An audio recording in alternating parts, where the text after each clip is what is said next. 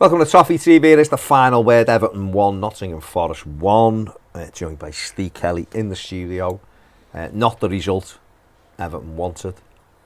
Not the result Everton needed. But it is the result we got. And for 9 minutes, that didn't look like we were getting that result either. Frustrating afternoon at Goodison. Crap, really, wasn't it? I mean, let's call it what it was. It wasn't great, was it? I mean, you know, started all right, drifted after 20 minutes, allowed them to start coming into the game. But if you haven't got someone at the other end of the pitch, you can put the ball in the back of the net. If you haven't got that focal point, if you haven't got the width coming from the wing backs consistently, especially on the left, then you're going to struggle and to create opportunities. And I thought Forest were there for the absolute taking. They look a very, very average side. Obviously in transition as well, as they bring in more players, and they'll hope to, once they've brought players in, to settle down. But I just thought they were bang average, and they were there to be beaten. And I think if we'd got the first goal early on, I think it would have been a very comfortable day. I really do, because I just didn't think they had that many goal threats on the pitch, but we haven't, so they'll say they had a comfortable day as well. And that's the problem, isn't it? You're playing against Nottingham Forest, a promoted team. You're desperate for 3 points. It's your third game of the season, and until we get a striker, I can't really see much changing, and the fixtures ahead don't really fill me with much confidence. So, yeah, they're not the best of days. Steve? No, I thought we started the game brightly, and I think we've done that in the Chelsea game as well. Started really brightly, but just the 20 minutes. After 20 minutes, it just looked like we ran out of ideas really quickly again, and then Forest not grew into the game, but we made a few sloppy mistakes, and Tarkovsky made a bit of a sloppy one where Brennan Johnson got in, and they were really only getting in through our mistakes, really. They weren't really creating much in the game, but I just thought it's just so lacklustre up front, aren't we, at the moment? It's just, we were saying before about how important it is, and like we're doing some really good things, but then you're ahead of the ball and there's just nothing. No. You got Rondon, and no offence to the bloke, he's never going to be a centre forward for a starting Premier League team. He's just not. And he shouldn't even be Everton's backup striker, he should be Everton's fourth striker. But unfortunately, until we get that sorted, I think we've seen in both games, like Ped just said there, the Aston Villa game, they were there for the taking. The Nottingham Forest game, they were definitely there for the taking. They were really poor team at times, but through our lacklustre and our, I suppose, toothless, having no striker, but we give them opportunities, and obviously they took one, and eventually we got back obviously in the game. But yeah, I mean, obviously for Forest, they brought 16 players in, so it was always going to be disjointed from their point of view. You know, Steve Cooper trying to get them organised and all that. They're playing catch up already because they've not been in the Premier League, so they've got to spend money to even get to the level of having a fighting chance to stay. You know, so that's for them. It's about organisation, and for us, we did start the game really brightly. You know, Anthony Gordon had a run straight away, and Joe Waddle should have been booked within the first 80, 90 seconds. And from the free kick, we almost scored. You know, don't know how we didn't. The two of them, two players on their own, Tom Davis on the stretch, and I don't know whether it was Connor Cody behind them. We just thought they're in with Dean Henderson, and we had our moments. Davis flashed one wide. Yeah. You know, Anthony Gordon pulled a good save from Henderson. But the one thing I would say is that we do look like we're playing within a structure. We look like we're knocking it. There was some lovely little movements and nice interchanges. But when you get to the final third, if you slow everything down, you just allow the defending team to come and cover and block off the space. And it was what we did. And the only time we really looked threatening in the first half was from pulling the trigger, edge of the box. Yeah. And I just don't understand why, even with the formation we played, why we weren't getting balls into the box quicker and having players run on. You know, defenders hate facing their own goal when crosses come in, and yet we slow it down and come back and start again almost. And then a ball goes in, and most teams have got big centre-backs who just head everything away, and that's the thing we've got to do. Without that centre-forward who's a presence, and, you know, Rondon, bless him, he was there, and he was better than not having him, but he's got no movement or anything. But at least he shows you that if you had someone in that position, you can create opportunities from it. Yeah, he was better than, having him was better than the last 2 games. And it's so glaringly obvious what we need. You need the best players out there if you want to play with a front 3 that doesn't have a centre forward. But even that, I look at Chelsea and they're trying to do it, and they're not doing it with any kind of success. And that proves that. And they've got some cracking players. Exactly, and that proves that it's not enough to just have good players who can move the opposition round.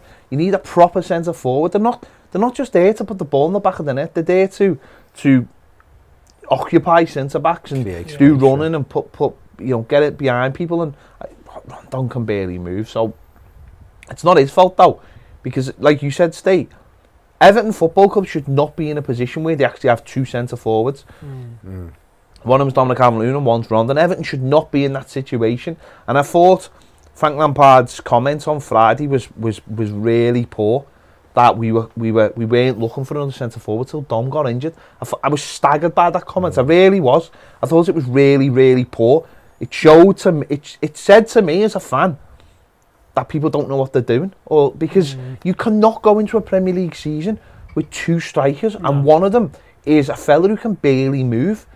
But what he did show was what a centre forward can do and you imagine that if we had a better one, how much more we'd be doing. So it was just, what was frustrating was in the first 20 minutes I thought Andy Gould was really bright, was picking up the ball and committing, and like you said, but when we got to the edge of the box, it slowed down. Why not have a shot? Why not fizz one across the box? Why not take a few chances?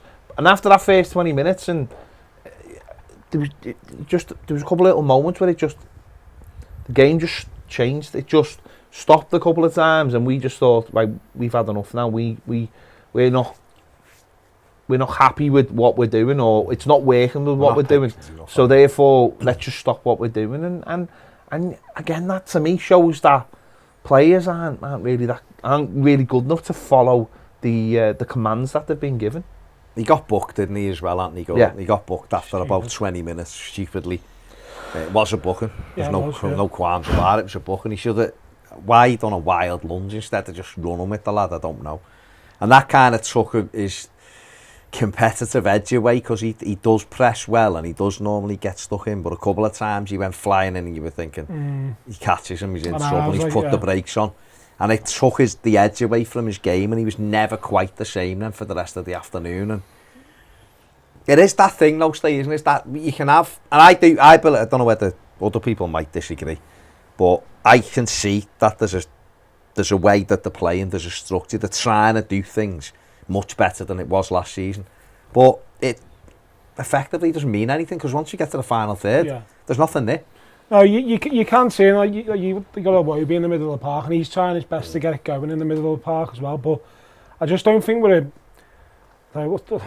dynamic enough in that final third. It's just it's just like you were saying before. You get to the edge of the box and they're turning back, or they're going sideways. And the same for the full backs as well. The wing backs. Especially Mikalenko, he's bombing forward and he always turns back, and it goes back the halfway line, and you're back to your centre back, and you kind of like Forest have regrouped, got the back 5 behind the ball. It's kind of it's hard to break down the back 5. We done it really well towards the end of last season to teams where we slowed the game down, we put the men behind the ball. But I don't know, I think until, and I suppose as well for the striker, the attacking players, it's having the trust in your centre forward as well, and again.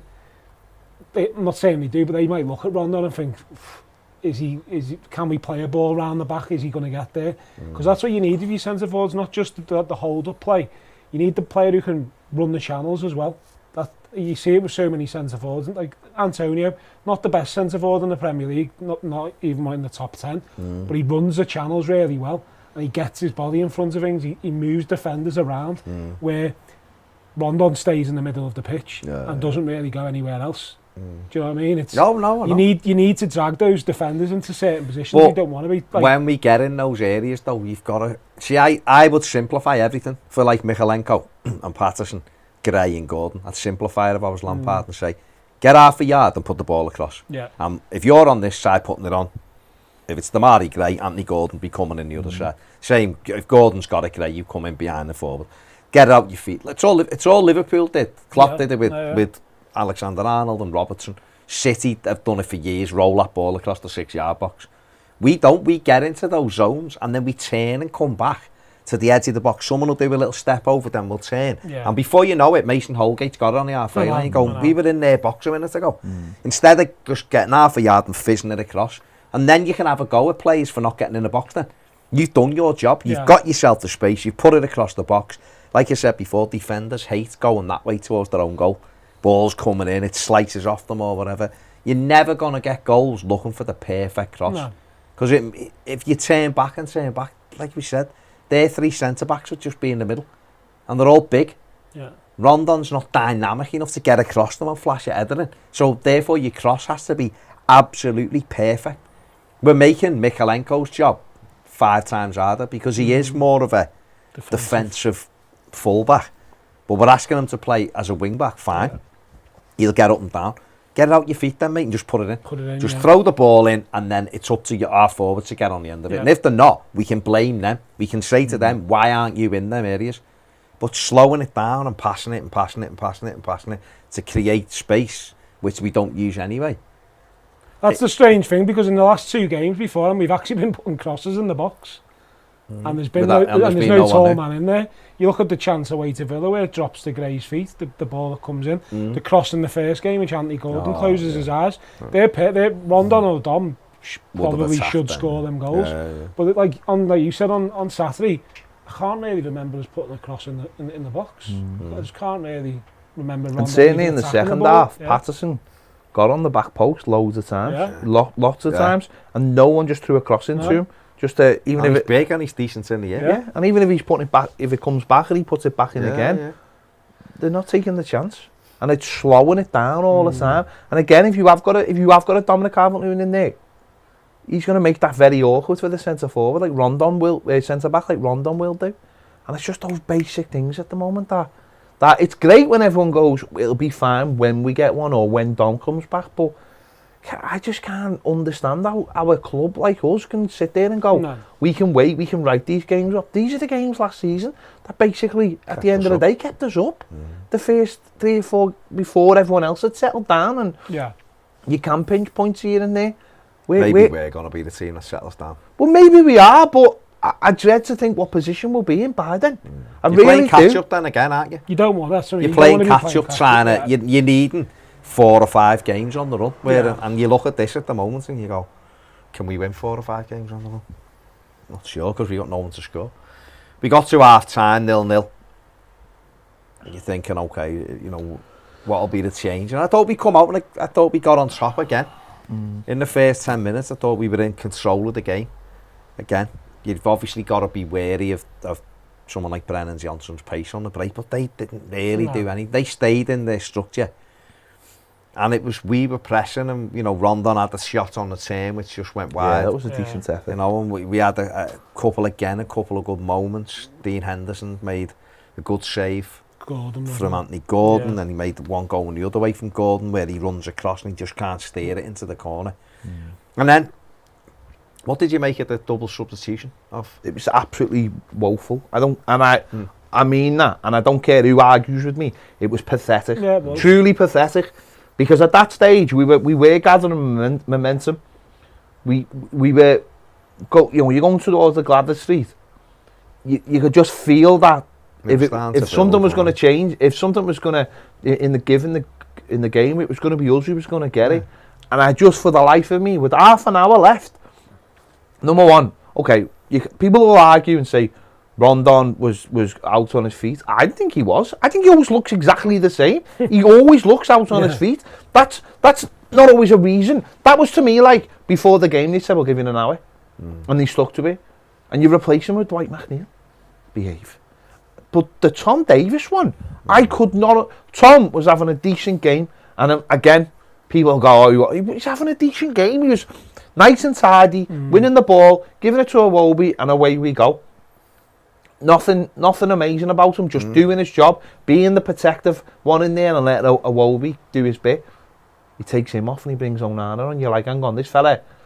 Now, we sit here last week, and I sat here last week, and I was like, "Be boss if Onana starts to give everyone a boost."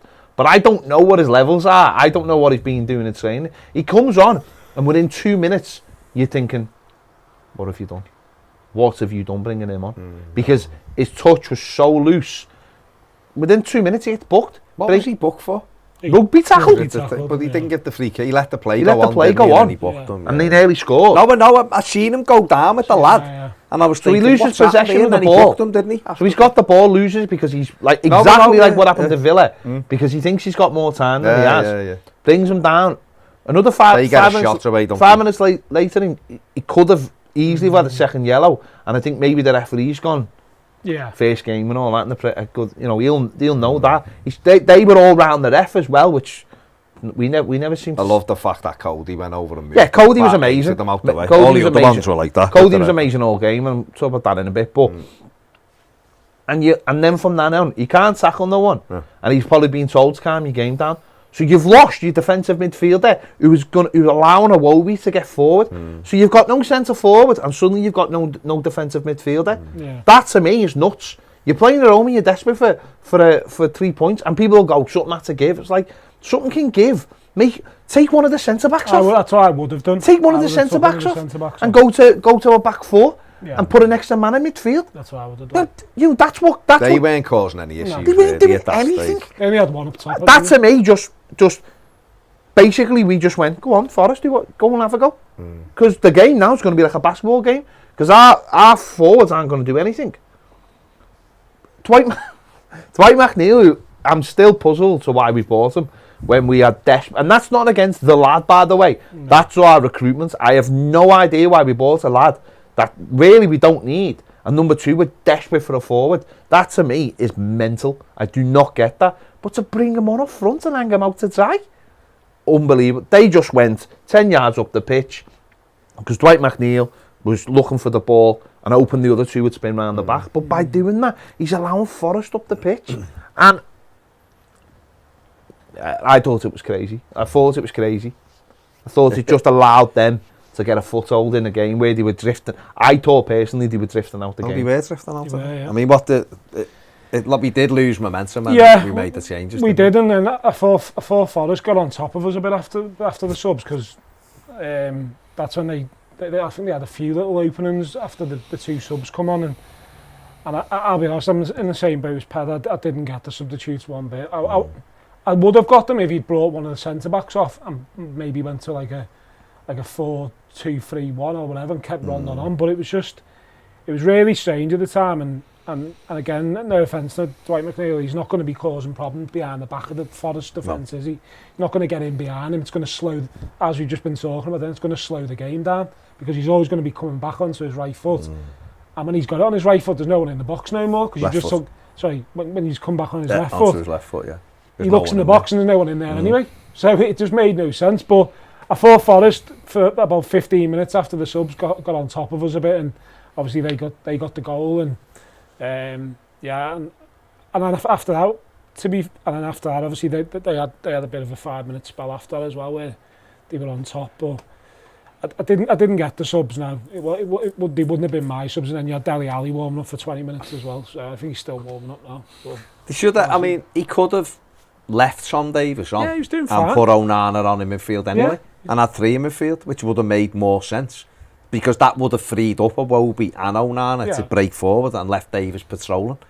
Do you know what I mean? Yeah, he could have gone almost a 3-5-2. He could have stuck Gray or Gordon, or he could have, if he really thought Rondon was done, he could have gone, right, you come off, you two, go and play as two, and what we'll do is we'll try and get you in round the corner, and we'll have our midfield players breaking, because it's effectively what we did do, but with Dwight McNeil. But Dwight McNeil was just plopped in the middle with really, no, it's not his game. No, it's not. Have a go at him really, because it's not his game. No. They can have a go at him for one of the worst corners I've ever seen when we had them backed up. Jesus And I don't know what he done. Absolutely embarrassing. Very, very wind. Very winds, yeah. It's windy, so it's it out a bit, mate. You know, when the wind will... It was Anyway, as well. Couldn't it's just believe that. pathetic, wasn't it? But you can't have a go at him for not knowing out. It's the same way as when Anthony Gordon played up there, where he's back to goal and against Chelsea. You couldn't really have a go at him because it's not his natural game. He wants to run people. Yeah. So that's why I thought he could have done. He could have either took a centre-back off and gone forward. He did do a filler, of course. Or he could have, for me, I would have put 2 up front. I'd have gone 4-3, either 4-3-3 or 3-5-2. Yeah, 3-5, because we kind of did that away to Villa, didn't we? You just put 2 up and you have them close by and go, right, let's break, let's run onto them. And we got players around the ball. exactly, well. you know, but we didn't anyway, did it? And we did lose momentum, and obviously we then go and lose a goal. Which, you know, they brought Gibbs White on and there was a little bit of energy there from him, and Worry. the first real attempt at goal he'd had in the second half, and then he had the score from almost the same thing, where it was not enough pressure on the ball. He gets to the edge of our box and we're walking.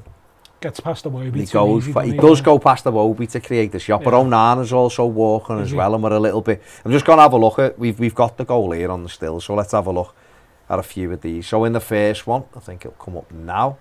I've circled Nathan Patterson, and in the picture you can see Cody, you can see Holgate, a pair of them pointing to Patterson because Brennan Johnson is out of shot here to the left. Oh, sorry, Johnson circled, Patterson's gone over, but they're pointing to Patterson to mark Brennan Johnson. So when we take it on one, still Johnson still wandered away, Patterson and him are circled. Now Iwobi is coming out to the ball here, but he still gets away from Iwobi too easy. We move it on.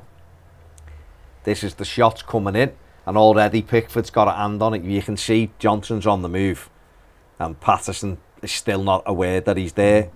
Move it on again. Comes out. Patterson still hasn't caught up, and Johnson's obviously knocked it into the corner. And it's frustrating because you've got Cody and Holgate telling him to look at him, but he's being sucked into a line instead of thinking. But the one thing I would say is, it's pathetic from Pickford. It's not even a good shot. Needs to push it. It's not even a good shot. No. Nobody. Out. If he's got his arms flat, the ball will go over there. It'll go out for a throw. But he's got his arms at an angle, and he's pushing it back into traffic.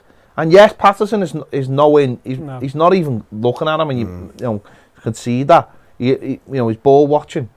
But it's awful from Pickford. It really is. I agree. But it's awful from Patterson as well, because you have to be switched on in those moments. You're switched on there. Especially when your teammates are saying, mark him. You should just go right. Switched on there. Ultimately, as a defence and a player, they'll look and go, we've done our job. If he gets a shot off, expect the keeper to save it. I expect the keeper to save it better than that. Yeah. And Patterson should be able to deal with it, but he's completely switched off, and he switched off that much that Brendan Johnson's got so much time that he can first time curl it into the corner, and that's how much time he's got. It's a good finish, fair to the lad, but you could just feel when those subs happened, I just felt like that was good. The momentum they got, like you said, the one way, the flash, they just started to get more out of the game than we did. That's not what a sub's supposed to do. No. Supposed to turn it in your favour. Exactly, yeah. I think with that one as well, Pickford, he's just got to get it that way. Yeah. I noticed sometimes with Pickford, he does push out. He done it against, was it Chelsea maybe, where the ball come across the box and he's pushed it out into danger, and he's got to get it out more. And Nathan Patterson, again, like Ped said, he is ball watching. He's got to be more alert. He's getting told by his 2 centre-backs. But I'm more the goalkeeper on that than Patterson. I was frustrated with Pickford. I think it's both, to be honest. Yeah, it is, but I just think if he pushes that away, like you said, it's no... There will be times when Pickford has got no alternative because something will come at him so quickly that he will push it there. Now, I thought he had more time to deal with it, and he did. So, but there are times where you just have to make a save. There's one in the first half where he made the save, and actually there's only one place he could save it, and it went away. But Patterson's got to be switched on to that as well. And obviously when that went in, you do fear the worst, don't you? There was the 81st minute, and you're thinking, here we go again, you know. But we stuck to the task. We stuck in there. I was a bit surprised at that stage that he didn't put Dele on. I know he was warming up, like you said, and he might still be there now, warming up. But I know there's obviously a move to Turkey about to happen, it seems, and I think there's just a bit of paperwork. And then maybe Everton were thinking, well, don't actually want him to get injured and scupper this move because they're taking a big chunk of wages off us and all that. But our needs were greater than theirs, I thought. And you're looking in that team and going, well, who's going to get us a goal then? Yeah. Because you took the centre forward off. Listen, I'm not saying Rondon had scored anyway, but you're taking the centre forward off and there wasn't hardly anyone, so you're hoping for corners, a set piece or something, which is why McNeil's corner was so annoying earlier on. But we did stick to the task, and a ball that was on all day long eventually was our saviour, and obviously Pickford making amends for the goal. Have a look at Everton's goal now in the stills, and you can see this is him hitting it. It's fully meant, you know. He's hit a long straight ball through the middle. We knock it on one, and we have a look at where and we've got Demarai Gray there coming from out to in, and that's where the ball's going. That's where he's making that run. And Forrest, that way so square. Yeah. Great first touch by Gray, absolutely brilliant. And there's the arrow to just push it to where he wants to go. We take it on again, and then that's got to be the finish, which is just playing it round Henderson, and I think we might have one more, which is exactly what he does. Got all of that corner. He's nice and calm. The last minute, and he rolls it in, and I guess for Demarai Gray, a player like him, it is frustrating because he showed in that snapshot there that he has got the talent. The first touch, the run, is brilliant, and the calm finish as well. He should be getting more out of Demarai Gray. Yeah, I seen the press conference afterwards, and one of the journalists said, "Is that just a panic thing, or is that something that you work on?" And Frank said, "Oh, it's what we work on." I was thinking, it's the first time I've seen it. First time I've seen Pickford play a ball over the top, and Demarai Gray come off the wing and be in like that. So if it's something they work on, why aren't they doing it more often? Why aren't they looking for that ball more often? You know, and they were square. They were high up and slow. He should have been in behind. Yeah, so why aren't they working on things like that more often? So, yeah, it was a strange one, but it was a great finish. Don't get me wrong. It was a great finish, great first touch.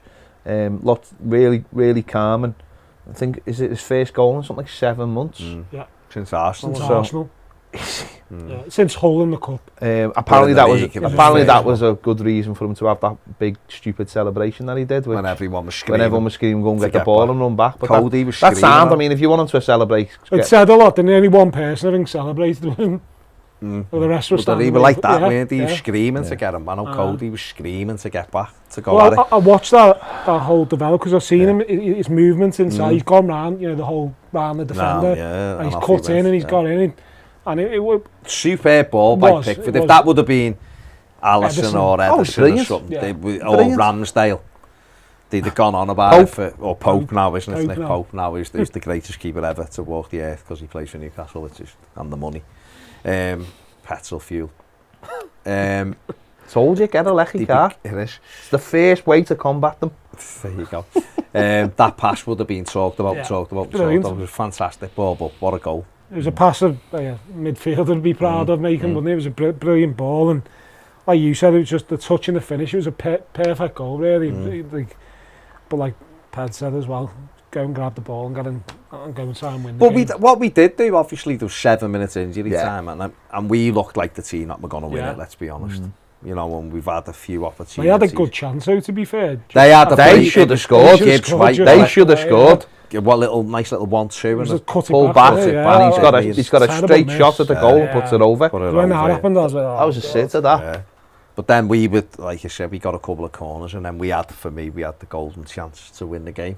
And I think even Worrell thought he'd give the game away because he said he had his head in his hands because he knows it was for most people it'd have been the winner. Let's have a look at it.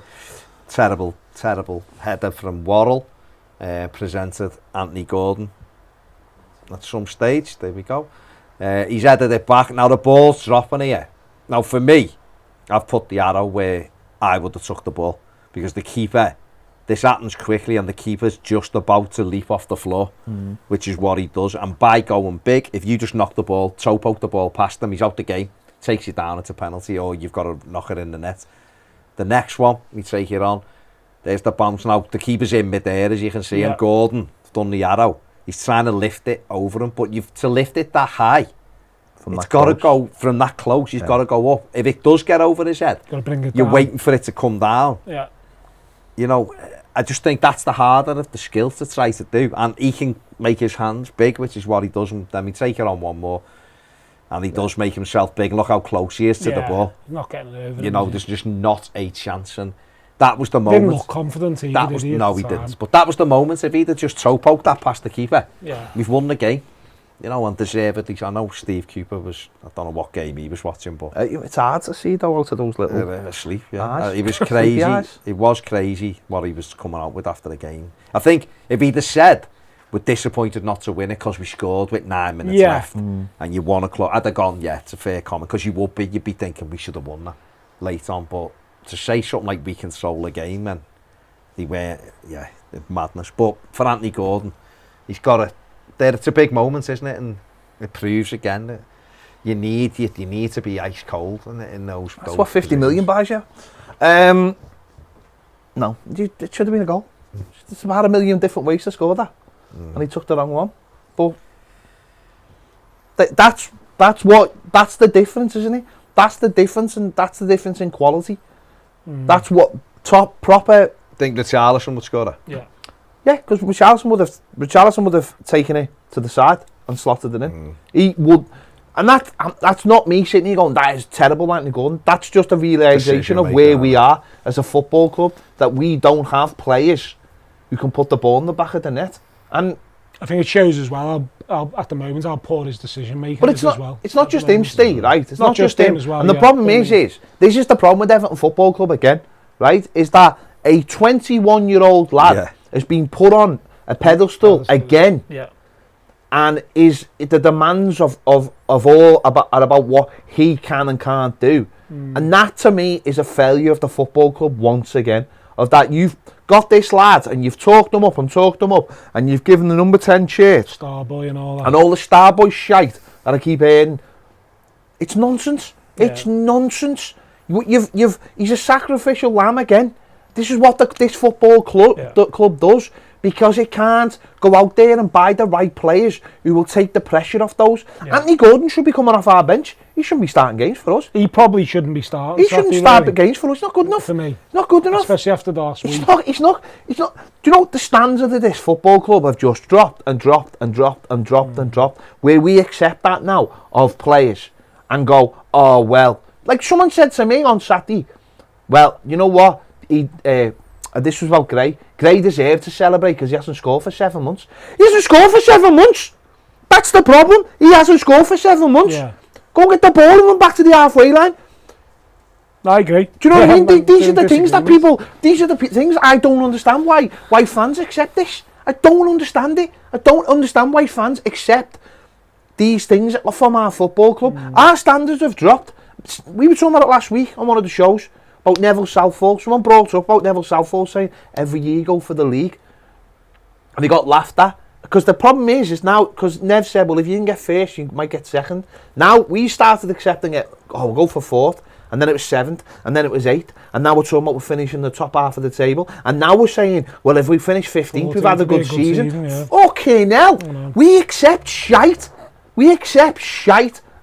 from our football club, and this is what happens. That we're all now, we're all, there's this now thing of like, oh, you can't say bad things about Anthony Gordon, he's our future. I don't want to say bad things, but you're not giving me anybody else to talk about, because you've ripped the soul out of our football club. You've sold everybody, and we're left with this. We're left with Dwight McNeil, Damari Gray, and Anthony Gordon as a front three trying to win a game against a team who are shite. That's what you've left us with, and we might be 3 games into the season, but this is what you've left us with. And if this continues, where does it end? Where does it end for me? And people, you're over the top there or whatever. We haven't got a centre forward. We started Rondon. Where does it end? So, whether people might feel I'm being a little bit dramatic, I expect more out of a kid in the last minute of a game, fair enough. But also I expect I don't expect Anthony Gordon to actually be on the pitch in the last minute of the game, or he's come off the bench. I expect Everton to be able to bring a Dele Alli on, or whoever else. Well, the shoulders of the club shouldn't be on a Exactly. lad who was on loan at Preston a year ago. No. 21-year-old lad. And they should that shouldn't be the case. I totally agree with that. And again, bringing the recruitment side of it into it, where you bring in players in who didn't score a Premier League goal last season. But we've took goals out of the team. We've lost Andros Townsend, who got 7 goals. We've lost Dominic Calvert-Lewin, got 6 goals, and we lost Richarlison, got 11 goals. And the rest of them last season, I don't even think got into. Yeah. Well, Gray got 6. And then from the season before, but like you just Hammer, said, Sigurdsson, Dean, Bernard, all your goal scorers have been ripped out your club and replaced with very, very average footballers. With no goals. Where does it go? Where does it end?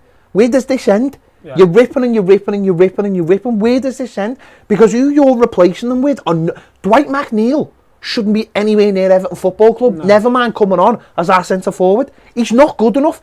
It doesn't matter whether you give him a week, a day, a month, a year. He ain't ever going to be good enough to take Everton to where they want to be. He just simply isn't. He's got no goals and he doesn't make goals. Where do people think that's going to end? Well, what have we said for the last year and a half, 2 years now? What we haven't got in the top end of the pitch? Pace. Yeah. We haven't got pace. He's got no pace. And we've kind of done the opposite. Exactly. And bought someone who you kind of bought like a younger Townsend, maybe, who gets the ball in the box and might chip him with the odd goal. Andros Townsend last season overachieved with his goals.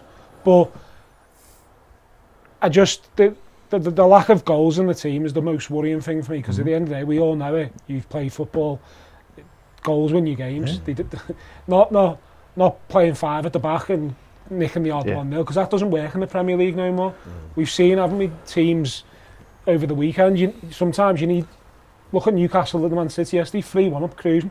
You probably need to be 5-1 up to be beating Man City, because that's the type of league it is with them. But we But hang on, Newcastle are a really good team to talk about, because in December they had no points, or 3 points, or whatever it was. They hadn't won a game, had they, till December. They went out and bought exactly what they needed in all the positions they needed them in. Yeah. They brought in one really talented player in the Brazilian lad. Yeah. But everyone else is quite Workman-like, yeah. They had a goal scorer Callum Wilson. In Wilson. Who we didn't fancy. When fit. We went for his mate instead, when we should have got him. But they haven't brought in anyone who I think is revolutionary. You know, Botman's a decent player, but Trippier's all right. Trippier is an interesting one, because he's a very, very talented player, but because of his age, it would seem to us it's the wrong thing. But they look now a very, very comfortable football team who will finish probably top half, and they'll give everyone a game. And this is a team that in December were completely written off. We'd all written them off, and now with decent recruitment, not amazing recruitment by the way, decent recruitment, look an amazing team. And yet we've probably brought in as many players as they have since January, and where are we? You look at them, just them as an example again. You look at them, the top end of the pitch, there's pace. Yeah. There's pace. Same action. And that's what we just even with ours, if they've got pace, they just don't threaten enough, and they don't shoot enough as well. Like that Andy Gordon shot on Saturday against Forest, that's probably the first time I remember us shooting from outside the box in ages. Well, Frank was actually asked. Never do it, do we? Frank was asked in the press conference about it. He was asked about. He said, "You've had loads of shots today." He said, "But none of them really hurt the keeper, did he? They were all." He said, "It's not like someone smashed Anderson did make 3. He said, "You're not like someone smashed one in the top corner." He said, "They were all comfortable." He was asked. He made 8 saves, didn't he? He was asked, but he said, "Can you teach that what you used to do and stuff?" And he went, "Well, you can, yeah, but." And I thought that was interesting, because there was 2 questions about the finishing, and one of them come from an Everton journalist, you know, an Evertonian journalist, and I thought that was quite interesting. And you know, he was asked about the centre forward position. It's a big 10 days, isn't it? Let's be honest, big 10 days. We did score a goal. It ended 1-1. Anthony Gordon could have had it. Let's have a look at the Mari Gray stats from the game, because he did get our goal. 61 touches, 1 goal, shots on target 3 out of 5, which is good for him. Passing accuracy 81%, and completed 50% of his dribbles. Yeah. He had a bright game. Yeah. It was probably his best game for a while. Well, he started. But I think he has got a decision making's got to be better. He commits defenders and then doesn't really know what he's going to do. He's got to either throw it in the box, like I've said, get it in the box and he's done his job, or get shots away. Don't just run down blind alleys, which he tends to do sometimes. Just beat the fella once and put it across, and then just you can point to people and go, why aren't you in there? I'm putting it in. Why aren't you there to have tap-ins? Because do you think you can get away with one of them now? Like, you can get away with a Damari Gray if you haven't got another one who's doing exactly the same thing? Yeah. If Everton had, say, a centre forward, and Everton, say Anthony Gordon was sold, or even if Anthony Gordon was just sub, but you had someone else in the squad who was capable of getting goals as well, then they could vie for that, like off the cuff type player, because then you'd have someone on the other side, and you'd have your main striker. Everton's issue is we ain't got a striker, and we've got those two. I know it does sound, by the way, like I am picking on Anthony Gordon. I'm not. I just think what has happened with his elevation is a disgrace. I honestly do. I honestly think that the way the club have managed his situation in terms of not having other players who are going to push him is too much for someone of his age. I really find it. It's not like he's been in the first team now since he was 17, 18, Steve's right. You know, this is a lad who was 18 months ago. Even a year ago, we were all saying he'll probably go on loan this year. And a year later, after a good season. This time last year, he wasn't in the League Cup squad. No. Well, he only really, if you think about it, he only really come into his own about November, December. Brighton, wasn't it? And then Chelsea away, he was really good. Yeah. But he'd had a couple of good cameos. But 6, 7, 8 months after that, where we are putting our hopes and dreams on him, the number 10. On his shoulders and going, you're number 10 and you're... And let's be honest, we're all sat here, can any of us say he'll be here on the 1st of September? He'll be an Everton player? I don't think he will. I at this moment, I couldn't tell you whether he will or he wouldn't. Yeah. And I don't, and you probably... if people said, what's your gut feeling? My gut feeling telling me that he probably won't be an Everton player. Doesn't mean he won't be.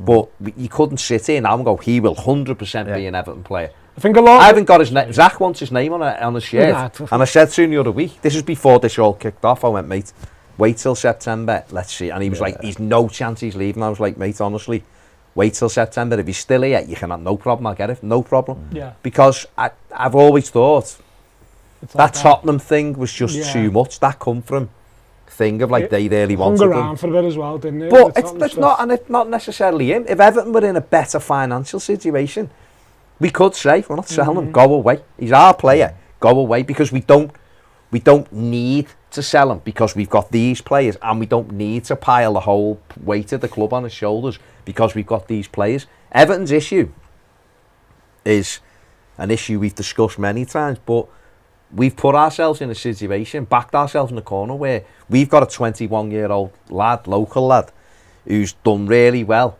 for last season, and we all think he could, hopefully he'll keep growing. Yeah. But we're in a situation now where we're going, but someone wants to pay us big money, and if we sold them, we could actually right 3 or 4 big issues in this squad. If Everton had a pot of money and they could go, we've got money anyway, we can buy a striker and we'll get a midfielder on loan and we'll get a winger. Yeah. We don't need to sell Anthony Gordon. No one would be we'd go, no. And you still get fans who would say, I'd still sell him because 50 million's huge for him. But most Evertonians, I think, go, no, he's in and out, he stays in the squad. We develop him. If he has another good year, then next summer maybe, we'll have a look at it. But we're in a situation now where you're going, 50 million now, because you're looking and Everton haven't brought anybody else in. Him and Damari Gray should be vying for one position. Yeah. If we're going to play 3, and that would get the best out of both of them, I think. And you'd be able to give them a breather at times. And yet we're in the position where they're both in the team. Yeah. And that again, that's not their fault as such. Damari Gray's been a really good acquisition for 1.5 million. That's been a good signing. We shouldn't be in that position. We just shouldn't.